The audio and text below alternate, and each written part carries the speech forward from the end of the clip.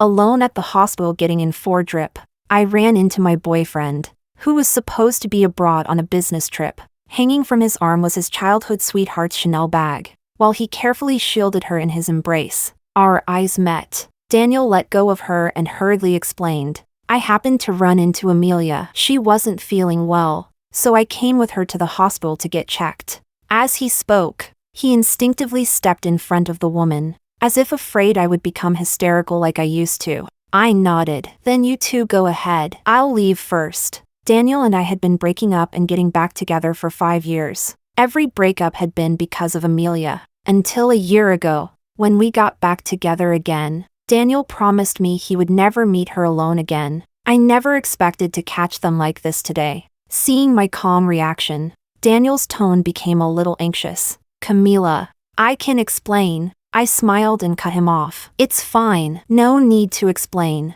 The old me had made scenes over Amelia, gone crazy over her, and even threatened to kill myself. But now, I truly did not care anymore. Chapter 1. Daniel looked completely stunned, as if he had never imagined this would be my reaction. He opened his mouth, but the explanation he was about to give was blocked completely by my simple "it's fine." Amelia's gaze swept back and forth between Daniel and me, and she put on an exaggerated look of surprise. "No way. Daniel, Camila didn't know you were coming back today?"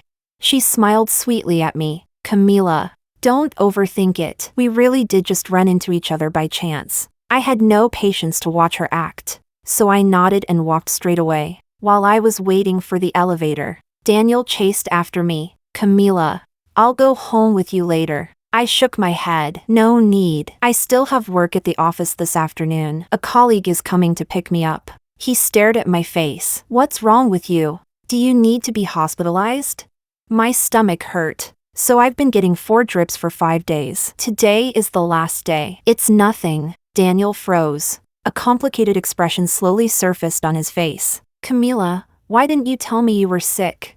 I reached out and pressed the elevator button, saying lightly, "A stomachache won't kill me. I'm not that delicate. As long as there are doctors. It's fine." He stood there in a daze, and after a long while, he finally squeezed out one sentence. "Camila, you weren't like this before." I smiled slightly and did not refute him. The elevator doors opened. Just as I stepped forward, Daniel grabbed me. "Camila." Not far away, Amelia's voice rang out. "Daniel, it's my turn." Daniel paused. I pulled my hand free from his grasp and pressed the closed door button. Chapter 2. Daniel and I went to the same graduate school. He was the unattainable ice prince of the art department, with countless admirers. Yet no one had ever succeeded in winning him over. I confessed to him nervously, thinking I was certain to fail. Unexpectedly, Daniel actually said yes.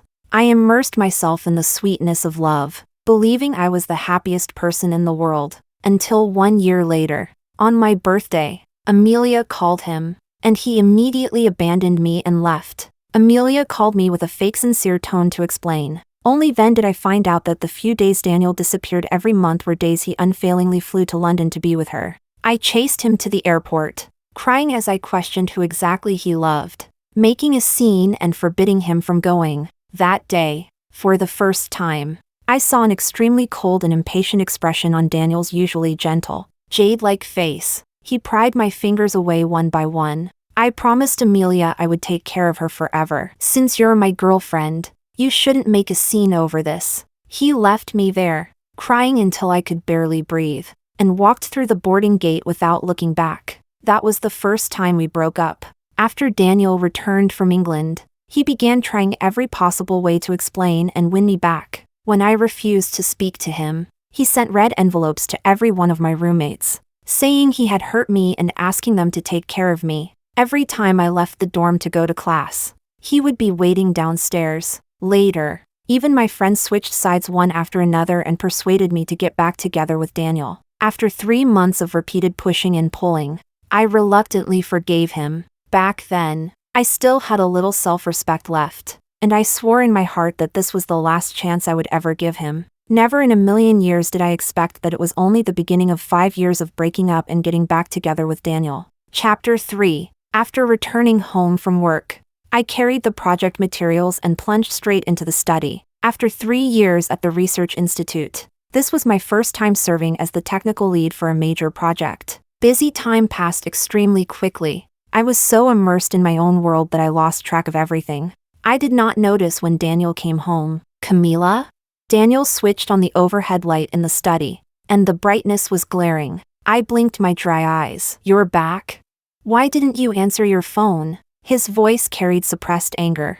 I rummaged through the pile of drawings on the desk for quite a while before I found my phone. There were more than a dozen missed calls on the screen. Sorry, I put it on silent for a meeting this afternoon and forgot to turn the sound back on. Only when I saw the time on my phone did I belatedly realize it was almost 9 at night. My stomach, starved past the point of hunger, began to protest. I subconsciously pressed and rubbed it. A trace of guilt flashed across Daniel's face. Is your stomach hurting again? What do you want to eat? He reached out to pull me up, but I gently avoided his hand. I'll just cook myself a bowl of plain noodles. You go do your own thing. This was Daniel's daily piano practice time. I had always stayed quietly in the study, each of us keeping out of the other's way. When I came out of the kitchen holding a bowl of plain noodles, Daniel, who should have been in the piano room, was still in the living room. I froze for a moment. I thought you had eaten outside, so I only made one bowl. Daniel looked up at me, and there was actually a trace of pain on his face. Camila, did you forget what day it is today? I looked blank. Today? Thursday? Daniel gave a bitter smile. Today is our 5th anniversary. I ended my business trip early on purpose and rushed back to be with you. Running into Amelia at the airport really was a coincidence. I promised you I wouldn't meet her alone again, but she fainted from low blood sugar. I couldn't just ignore her, could I? The moment I saw you at the hospital, I panicked so badly my heart nearly jumped out of my chest. But you didn't seem to care at all. If it were before, you definitely would have chased after me demanding an explanation. I softly interrupted him. But didn't you say that was annoying? Daniel froze. Chapter 4. I stopped talking and began focusing on eating my noodles. Daniel sat down across from me and spoke in a slightly awkward tone. Amelia is coming back to develop her career here tonight. Her parents came over and asked me to give her a hand. Our family's older generation has been close for decades. It's hard for me to refuse. In the future, I may inevitably have to see her. So I wanted to discuss it with you. Without even lifting my head, I said, "That's only right. You promised you would take care of her forever." Daniel paused. Camila, can you not be so passive-aggressive? Amelia and I interrupted him again. You two grew up together. If something were going to happen, it would have happened long ago. When would it ever have been my turn? Daniel had said those words many times. Every time I heard them, my heart would fill with bitterness I could neither swallow nor spit out. Now that they slipped out of my own mouth, I felt nothing at all. Sure enough, people cannot even empathize with the version of themselves from yesterday. My phone screen lit up. Amelia had sent me a message. As long as I ask, he will always rush to me first. If you don't believe me, try it. In the past, just that one sentence would have been enough to make me jealous, spiral, and desperately try to prove something. But now, I simply put down my phone and kept eating my noodles while they were hot. Daniel was about to say something else when his phone rang abruptly. He stared at the screen and hesitated for a few seconds, but still answered the call. I picked up my bowl of noodles and went to the study. A short while later, hurried footsteps sounded. Daniel, still on the phone, rushed out the door. Chapter 5. That night, I slept in the study. In the past, no matter what, I refused to sleep separately from Daniel. After we got back together this time, I slowly changed that habit. I placed a small bed in the study. When I worked too late, I slept there instead, and I actually slept more peacefully. The next morning, when I got up, there was perfectly toasted bread, appetizing bacon, and a fried egg on the dining table. The fried egg was heart-shaped, and there was even a smiley face drawn on the toast with ketchup. This kind of loving breakfast was something I had only ever seen in Amelia's social media posts. That was after Daniel and I got back together for the first time. Daniel no longer flew to London every month, but Amelia never left our lives. We argued countless times because of Amelia. I said we should break up many times. But in the end, I could never truly bring myself to let go. Until that time, when I suddenly had unbearable abdominal pain at my internship workplace and took a taxi to the hospital. While waiting in the emergency room for the test results, I cried as I called Daniel, begging him to come keep me company. But he said indifferently, "There are doctors there. What use is it for me to go? Will it stop hurting just because I'm with you? A stomachache won't kill you. Don't be so delicate. I'm very busy." After he hung up, I passed out from the pain. The diagnosis was a gastric perforation, and I had emergency surgery. The next day, I woke up in the hospital bed and saw Amelia's updated social media post. She had posted a lavish, loving breakfast, and sitting across the table was Daniel in an apron. The caption read, "It was just a bad cold." Yet he actually took a red-eye flight here. Who says the childhood sweetheart loses to the new girl? With him, I will always be the first priority. My tears would not stop falling. The nurse was so frightened that she panicked and asked me whether something hurt. I cried and shook my head, unable to say a word. Back then, Daniel and I were already living together off campus. I was not good at cooking. In order to learn how to cook, I covered both my hands in cuts and burns. Daniel laughed at me for being clumsy. I asked him in return, "Can you cook?" Then, he only smiled and did not answer. I thought Daniel did not know how to cook. I had never hoped that those piano-playing hands would cook for me, but it turned out that he knew how to do everything. I just was not worthy of it. Chapter 6. The loving breakfast from my memories appeared once again, only this time. It belonged to me, but I did not feel the slightest bit of joy. I only glanced at it coldly. Daniel placed a bowl of porridge on the table and rubbed his hands together uneasily. "Camila, aren't you going to eat breakfast?" I shook my head. "I'll eat at the office cafeteria." There was a pleading note in his voice. "I've already made it. Eat a little before you go." "No need. You eat it. I don't eat toast or fried eggs." Daniel froze in place. Only after a long while did he ask me in a strained voice, "Camila, are you still blaming me?" I knew what he meant. After I saw the loving breakfast Amelia had posted that time, I broke up with Daniel for the second time. After I was discharged from the hospital, I moved out at top speed, took the cat we had raised together, and blocked him on every possible contact method. I left completely. I deleted everything related to Daniel, even moved to another city, and came to work at my current research institute. Daniel searched for me for a long time, again and again. He begged me to get back together with him, and he found almost all of our mutual friends to act as mediators. But my attitude remained firm. Our friends all said it seemed that this time, what was broken could not be repaired. At that time, no one expected that a year and a half later, we would get back together again. Chapter 7. When I came out after changing clothes, Daniel had already cleared the dining table. He was leaning by the balcony door with his head lowered, smoking. Seeing that I was about to leave,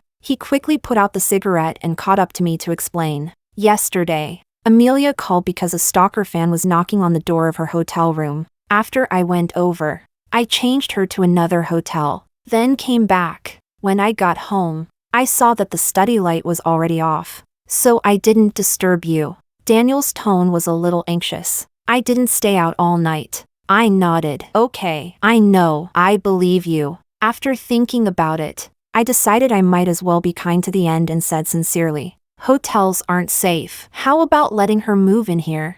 A long silence followed. It lasted so long that I thought the conversation was already over. So I turned and opened the door to leave. "Camila." Daniel's lightly trembling voice came from behind me. I stopped, suppressing my impatience as I waited for a long time. But all he said was, "I'll pick you up after work." I neither agreed nor refused, and gently closed the door. Chapter 8. After I finished reporting my work to my leader, she seemed fairly satisfied. "You finally look a bit like an engineer this year. When you first came here, you were completely absent-minded. If we hadn't been so short-staffed, I really would have wanted to fire you back then." She closed the materials and joked, "Good thing I didn't. Otherwise, who would I send to participate in the classified project now? Yellow sand filling the sky, and you won't be able to come out for years. It's no different from being in prison." The research institute was cooperating on a classified military-industrial project. For 3 years, the participants would be cut off from the outside world. I had volunteered and passed the review. What I needed to do next was finish handing over the work I had on hand before departure. I was busy the whole day. Daniel sent me many messages. Are you busy? What time do you get off work? What do you want to eat tonight? How about ginseng chicken soup? I'm at the fruit shop. Should I buy some fruit?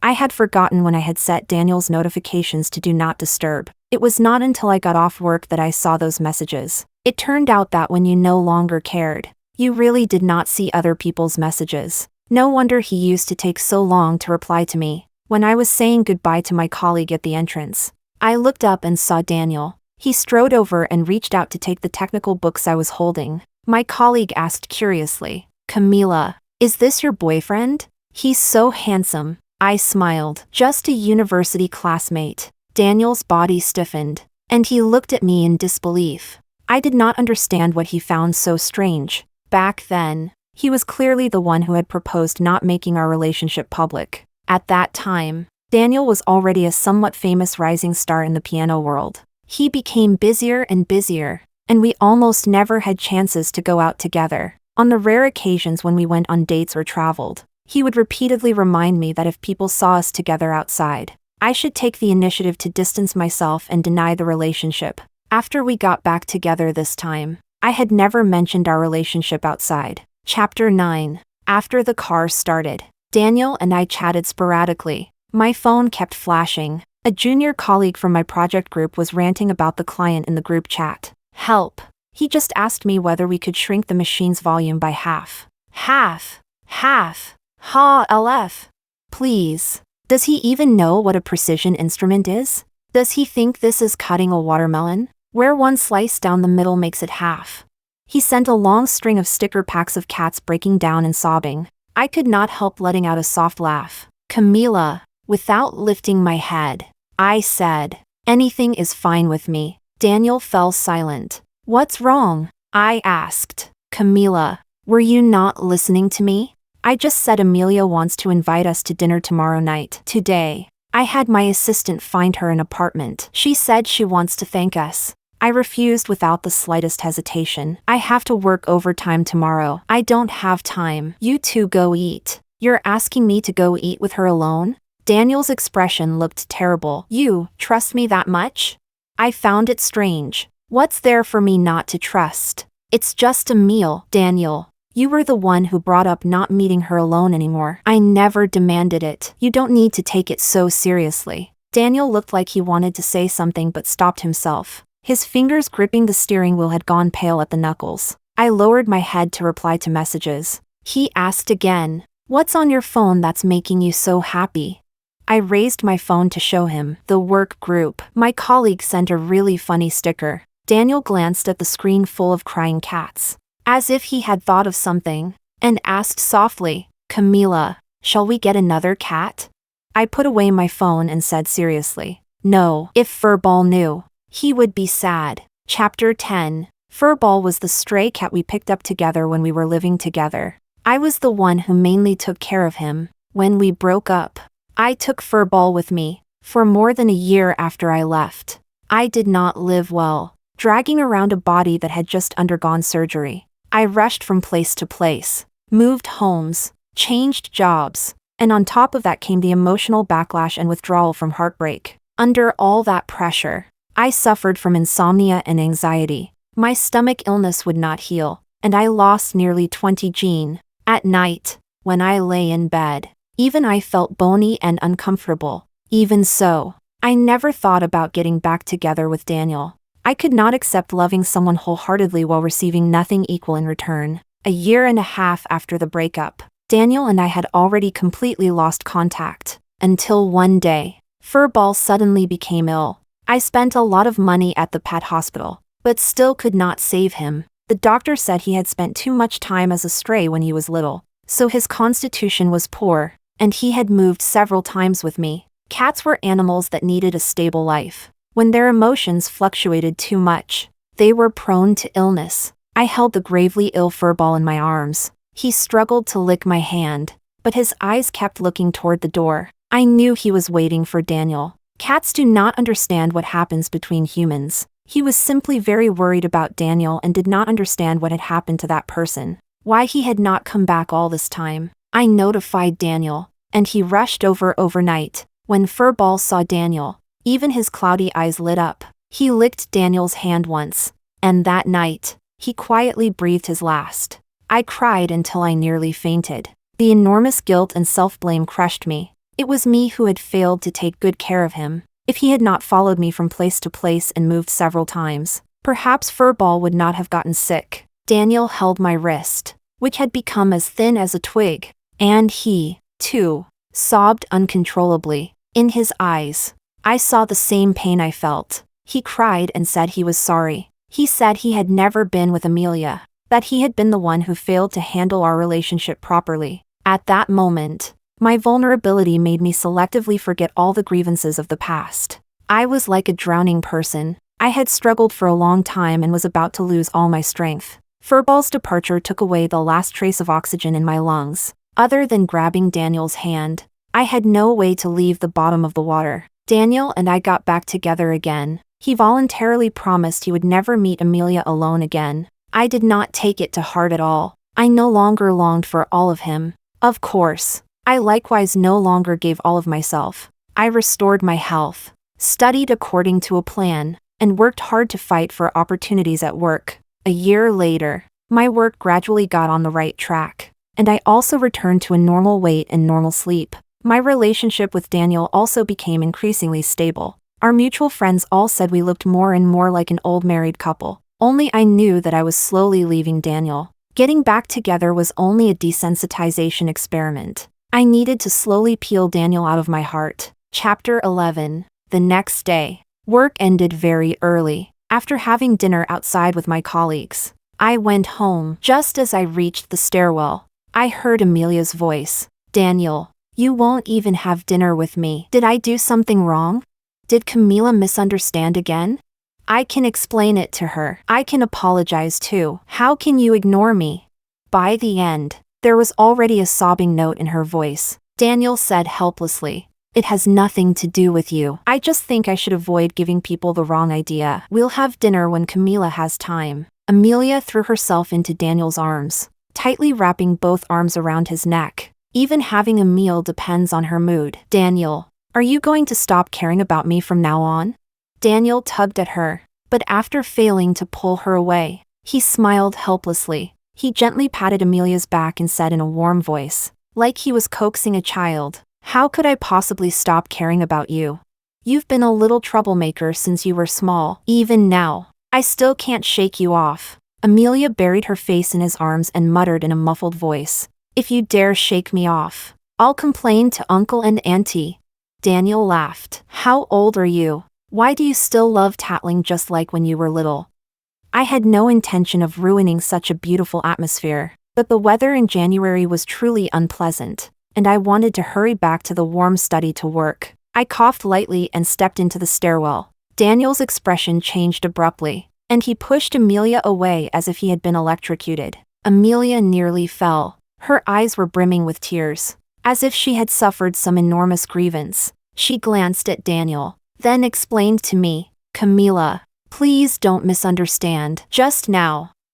Daniel and I, before she could finish speaking, her face flushed red, as if what had happened was too embarrassing to say out loud. I smiled at her. "It's too cold outside. Let's go upstairs and talk." Daniel spoke first in a panic. "She's not going upstairs. She's leaving." Amelia's expression stiffened, with tears falling and her voice trembling. She said, "Camila, don't be upset. I'll leave right now." Daniel looked away, pretending not to see her tears, but the heartache in his eyes could not be concealed. Considerately, I said, "Then let Daniel take you back. I'll go upstairs first." Chapter 12. Not long after, Daniel came to the study to find me. "Camila, are you angry?" I put down my book, turned my head, and looked at him calmly. "What are you talking about? What would I be angry about?" Daniel did not speak. His dark eyes stared at me searchingly, wanting to find some trace of anger on my face. In the end, he gave up and explained weakly, "In front of me, Amelia is just an immature child. She's used to depending on me. She doesn't mean anything else. Trust me, I don't have that kind of feeling for her. I trust you. Anything else? My time was precious, and I had no desire to listen to him say these meaningless things. Camila. Daniel closed his eyes. You weren't like this before. I stretched lazily and tilted my head to ask him, what was I like before? Making scenes for no reason? Being completely unreasonable? The corners of my mouth lifted into a self-mocking smile. I was the one who was wrong before. I was always overthinking and suspecting you too. It won't happen again. I would never again waste my time and energy on you too. That's not it, Camila. That's not what I meant. Daniel still wanted to speak, but I lowered my head and opened my book. I really don't have time. Daniel, go out and close the door for me. A moment later, the door was gently closed. A tear fell onto the page, silent and soundless. It was not for Daniel. It was for myself. I had once held out my whole heart to Daniel without reservation, letting it be hurt and left riddled with wounds. Now, I had finally taken it back. The scars left by the past would eventually heal with time. Chapter 13. For the next half month, Daniel and I were both very busy. Sometimes we did not see each other for an entire day. He had to prepare for his performance, and I had to finish handing over my work before leaving. Daniel drew a red circle on the calendar. It was the day of his performance. As that day drew closer and closer, he became visibly nervous. Daniel was a very confident person and had always handled things with ease. I found it a little strange, but I did not ask. A friend sent me a photo. In the picture, Daniel was accompanying Amelia as she picked out rings in a jewelry store. The text box showed the other person is typing several times. But in the end, my friend said nothing. I understood. She was worried Daniel and I would repeat the same mistakes. Yet she did not know what to say. I replied to her with a sticker, indicating that I knew. A few days before the performance, Daniel came to the study to find me. He said he had promised Amelia's parents to let her be a guest performer, using the opportunity to build some buzz for her return to domestic development. His tone was solemn, as if he had made some kind of decision. Camila, I've already made things clear to Amelia and her parents. I'll help her this once. Her family has already negotiated with a management company. In the future, I won't need to worry about her career anymore. I've reserved a seat for you. You should come then too. My mind was full of data and drawings. I did not take in a single word. I only responded perfunctorily, saying okay, sure, whatever. On the day of the performance, Daniel went to the venue very early. I was resting at home when Daniel's assistant suddenly came over. I was a little surprised. Are you here to pick up Daniel? He left long ago. The assistant was also surprised. Camila, why haven't you changed yet? Daniel asked me to come pick you up. I didn't say I was going. Huh? That won't do. Daniel arranged this long ago. The young woman picked out clothes for me without allowing any argument, then enthusiastically insisted on giving me light makeup. I said there was no need to trouble herself, but she insisted on applying lipstick for me. Camila, if you don't put on some lipstick, you'll look pale on camera. I did not know whether to laugh or cry. I was just an audience member. What camera would I be on? Chapter 14. The venue was packed. When the program was more than halfway through, Amelia appeared as a guest performer. After Amelia performed solo, Daniel walked onto the stage, and the two of them played a piano duet for 4 hands. The result was excellent, and thunderous applause filled the hall. The two held hands and bowed to thank the audience. Sitting behind me were a few girls who shipped Daniel and Amelia. They whispered excitedly among themselves. They're so shippable, right? Amelia just returned to the country, and he couldn't wait to pave the way for her. He's dressed today like he's about to get married. Don't tell me they're going to make it official right here. Help. I have a feeling tonight's performance isn't simple. Daniel's assistant ran over from the side and called out to me quietly. I found it strange. What's wrong?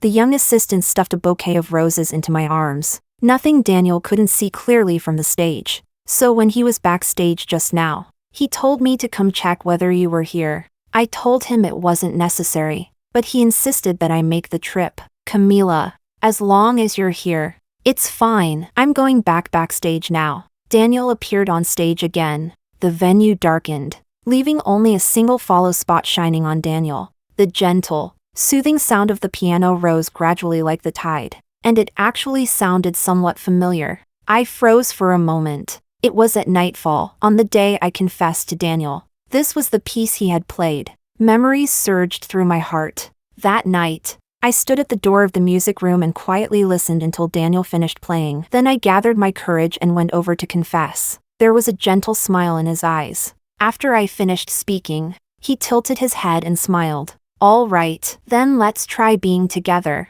At that moment, I fell into a spring night, dazed as if in a dream. Now, hearing the same piano melody again, I no longer had even the slightest trace of that state of mind. When the piece ended, the lights came on. Daniel walked to the center of the stage. As the applause gradually faded, his gentle voice came through the microphone. "This piece is called At Nightfall. On this beautiful night, I dedicate it to everyone, and also to the most precious person." The voices of the shippers trembled with excitement. "Ah, it's happening. It's happening." Amelia said this was her favorite piece. My phone screen lit up silently. Messages kept coming in from the work group. My colleague asked me, "Sorry to bother you on your day off. There's a problem with the data calculation. Do you have time now?"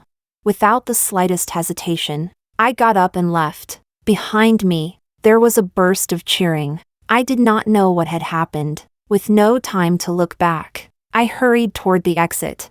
The entire audience was waiting for Daniel's next words, but he stopped and looked from afar toward the audience seats. On the large screen behind him, an image of the audience appeared. The follow spot moved back and forth, finally landing on the seat that had been arranged in advance. Strangely, there was no one there. There was only a bouquet of roses, forgotten on the seat. Daniel's face turned deathly pale, and he could not say a word. The host came out to smooth things over, laughing as he said this was Daniel's romance for every member of the audience. Fortunately, it was the final program, so the performance still came to a successful end. Chapter 15. I rushed to the research institute. After finding the cause of the error, my colleague began recalculating. When I returned home, it was already very late. I opened the door. Daniel and Amelia were arguing in the living room. When they saw me, both of them froze. Daniel strode over, hugged me tightly, and buried his head against the side of my neck, his voice trembling. "Camila." I thought. Amelia's expression looked awful, and she said in a passive-aggressive tone, well, got enough attention, and now you're back. You suddenly staged a disappearance. Daniel thought you were never coming back. He wouldn't even attend the celebration banquet and insisted on coming back to look for you. I pushed Daniel away and said calmly, "Sorry, there was an emergency at the research institute this afternoon, so I left first." "Did the performance go smoothly?" "You two should hurry to the celebration banquet. I have to work overtime through the night, so I won't go." Amelia rolled her eyes and took Daniel's hand. "Let's go." "Daniel, don't bother with her. You were so anxious." "But she doesn't care at all." Daniel suddenly lost his temper and flung her hand away. "Can you pay some attention to boundaries and stop always doing things like this?" Amelia's eyes reddened instantly. "Daniel, you're yelling at me? I only pulled your hand, and you're yelling at me like this? You never used to be like this." "Did she stir things up between us?" Daniel's face was livid, and he said nothing. But Amelia turned her firepower toward me. "Camila, can you stop playing so many mind games? It was the same before. You had clearly been broken up for so long, but you used the cat's death as an excuse and pretended to be depressed to trick Daniel into getting back together with you. Do you have no shame?" Slap. For the first time ever, Daniel slapped Amelia across the face. Amelia's eyes widened, and she slammed the door as she left, crying. Daniel was flustered and at a loss. "Aren't you going to comfort her?" I considerately opened the door for him. His tightly clenched fist slowly loosened. He closed the door and sat back down on the sofa. His tone was full of exhaustion. "No need to bother with her. She's not a child anymore. No one can coax her for the rest of her life." This was the first time Daniel had not abandoned me because of Amelia, but I felt no interest at all. When I was about to return to the study, Daniel said behind me, "Camila, Don't take Amelia's words to heart. I never thought of you that way. Camila, Daniel's tone was bitter. Am I about to lose you? I turned around and said seriously. Daniel, actually, there's something I need to tell you. I've been too busy and haven't found a chance. Don't say it. He suddenly interrupted me loudly. Seeing the surprise on my face, Daniel took a deep breath and softened his tone. Camila, neither of us is calm today. Tomorrow is your birthday. I booked a restaurant. Let's talk tomorrow night, okay? Chapter 16. Before getting off work, I completed all the handover work. My leader said gently, "You're setting off tomorrow. Camila, if there's someone you can't let go of, remember to say a proper goodbye." I smiled and said okay. The person I once could not let go of had, after we got back together, been stripped out of my heart bit by bit over the course of a year, like peeling away silk threads one by one. Still, in the end, it had been 5 years. I should at least say goodbye. Daniel was waiting for me downstairs at the Research Institute. In the huge restaurant, we were the only table of guests. It had been decorated very romantically. I vaguely guessed what he was thinking. Sure enough, he took out an exquisite jewelry box. Camila, just as he was about to speak, his phone rang abruptly. Daniel frowned and hung up in a slight panic. Then Amelia called my phone instead, crying as she questioned me. Where are you two? Did you take Daniel's phone? Make Daniel answer the phone. If he ignores me again, I'll die for him to see.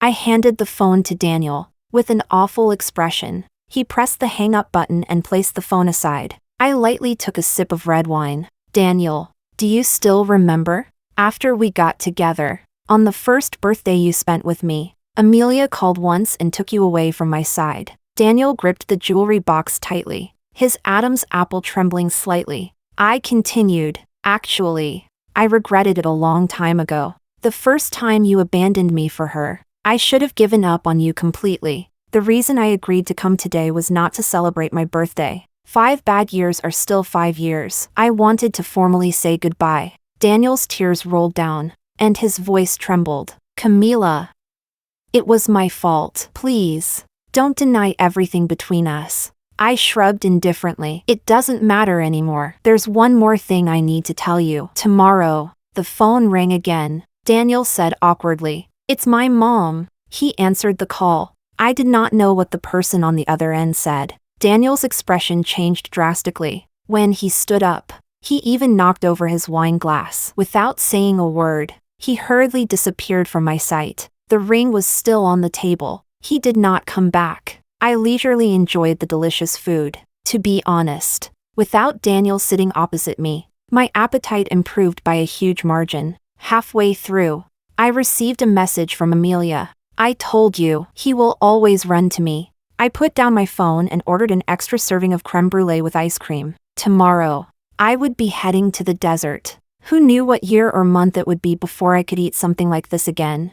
After returning to the residence, I packed up my things. I carefully cleaned away everything related to me, restoring the room until it looked as if I had never been there. I closed the door and ran, without hesitation, toward the new chapter of my life. 5 years of breaking up and getting back together. I had left several times and turned back several times. Today, I finally completed this long farewell. Chapter 17. Daniel's Extra. After we got back together again, my relationship with Camila grew increasingly stable. We almost never argued anymore. She no longer got jealous or suspicious because of Amelia. She even considerately left when Amelia called, giving me space. She also stopped clinging to me like she used to. She became more and more sensible and independent. Everything seemed to be getting better and better. And yet, I felt that something was not quite right. I always had the feeling that I was about to lose my grip on Camila. I was terrified, and I wanted to use a proposal to stabilize our relationship. Amelia was spoiled and willful. Since childhood, she had depended on me, just like a younger sister. Camila, however, was my lover. I thought that after going through so much, I could already handle the relationship between my lover and my younger sister like childhood friend. Although I had informed Camila in advance that I would play a four-hands duet with Amelia, I was still very worried.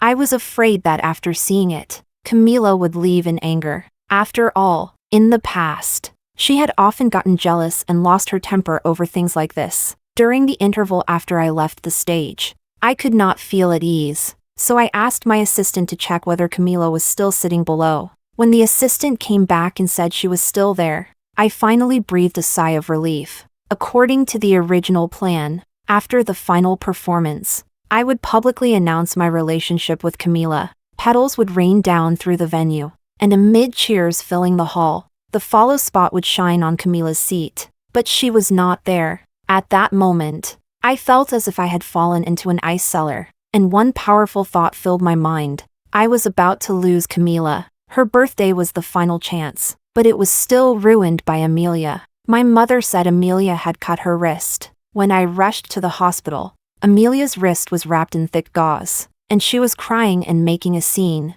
saying she wanted to jump off the building. Her parents were there too, crying and stopping her. Everything was in chaos. After an entire night of panic, Amelia finally cried herself tired and fell asleep. The gauze around her wrist had loosened, so I went to find a nurse to handle it. The nurse said helplessly, "We checked it yesterday. It's a wound the size of a fingernail. A band-aid would do. What exactly is there to handle?"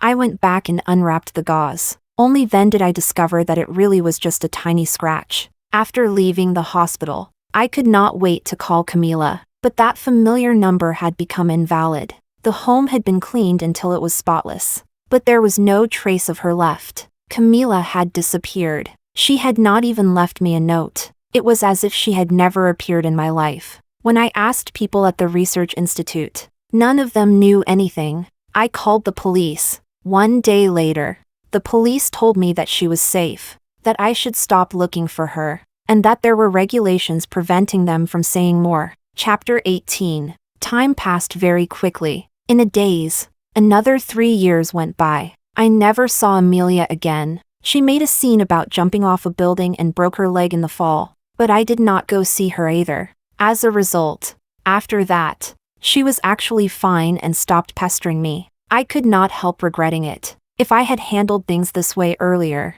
would I not have lost Camila?